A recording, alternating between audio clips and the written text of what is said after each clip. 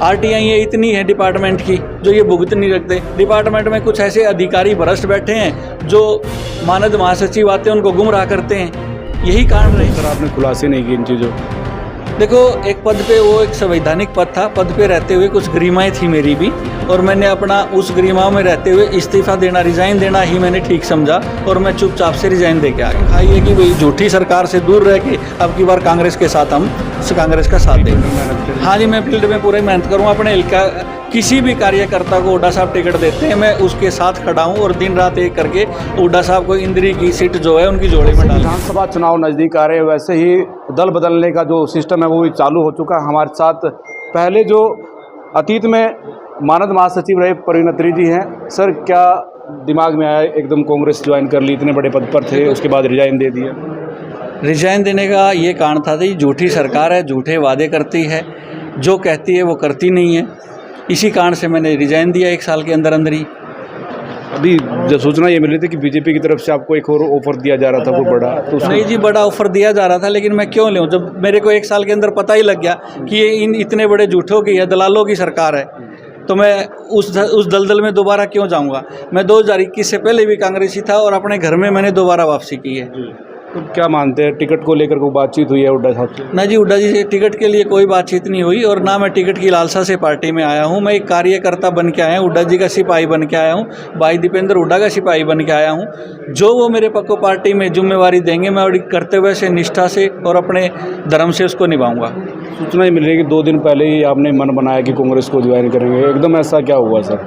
नहीं, मेरे को टाइम ही जल्दी में मिला जी। मन तो मेरा बहुत पहले से था और मैंने 2021-22 में रिजाइन दे दिया था इस पद से। और आपने देखा होगा मेरे पास भी जो मानद महासचिव बनाए उनको इन्होंने खुद निकाल दिया। उन्होंने कुछ ऐसे कर्म किए होंगे, ऐसे कार्य किए होंगे कि उनको निकालना पड़ा। क्यों? इनके ऊपर आरटीआई इतनी है डिपार्टमेंट की जो ये भुगत नहीं रखते। डिपार्टमेंट में कुछ ऐसे अधिकारी भ्रष्ट बैठे हैं जो मानद महासचिव आते हैं उनको गुमराह करते हैं।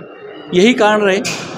लालसा तो सर रहती है ना कि भाई पार्टी छोड़ करके दूसरी पार्टी में आना, कुछ सोचा तो होगा? नहीं जी, कुछ नहीं सोचा, सिर्फ एक मेहनत करनी है, बाकी भगवान के ऊपर भरोसा है और हुड्डा साहब के ऊपर भरोसा है। उनका कार्यकर्ता बन के मैं एक निष्ठा से काम करूंगा, बस इसी नीयत से मैं पार्टी में शामिल हुआ हूं। पूरे हल्का इंदिरी के मेरे जितने भी साथी आए हुए हैं उनको मैं बहुत बहुत बधाई देता हूं और उन्होंने भी कसम खाई है कि भाई झूठी सरकार से दूर रह के अब की बार कांग्रेस के साथ हम कांग्रेस का साथ देंगे। कमी क्या खली बीजेपी में सर? सारी कमी है जी, अभी हुड्डा जी बता के गए। कोई काम तो गिनवा दो कि इन्होंने 10 साल में क्या काम किए।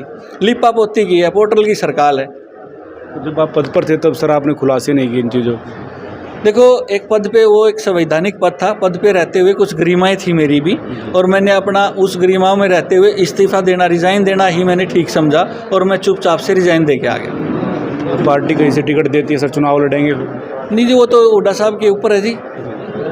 तो हुड्डा साहब की जो जिम्मेवारी मेरे को देंगे मैं उस पर खरा उतरूँगा। इंदिरी हल्के में मान के चले, अब परवीन अत्री फील्ड में मेहनत करें। हाँ जी, मैं फील्ड में पूरे मेहनत करूँगा। अपने इलाका किसी भी कार्यकर्ता को हुड्डा साहब टिकट देते हैं, मैं उसके साथ खड़ा हूँ और दिन रात एक करके हुड्डा साहब को इंदिरी की सीट जो है उनकी जोड़ी में डाल के दूंगा। देखिए, परवीन अत्री जी हमारे साथ मौजूद थे फिलहाल, क्योंकि पहले मानद महासचिव के पद पर रह चुके हैं। बीजेपी को छोड़कर आज कांग्रेस का दामन थामा। भूपेंद्र सिंह हुड्डा ने कांग्रेस ज्वाइन करवाई है। पानीपत चंडीगढ़ में उनके कोठी पर ये मौजूद है, सरकारी जो आवास है, और यहाँ पर उन्होंने अब कांग्रेस का पटका पहनकर कांग्रेस ज्वाइन कर ली है। इनका कहना है कि आने वाले समय में कांग्रेस के लिए मेहनत करेंगे।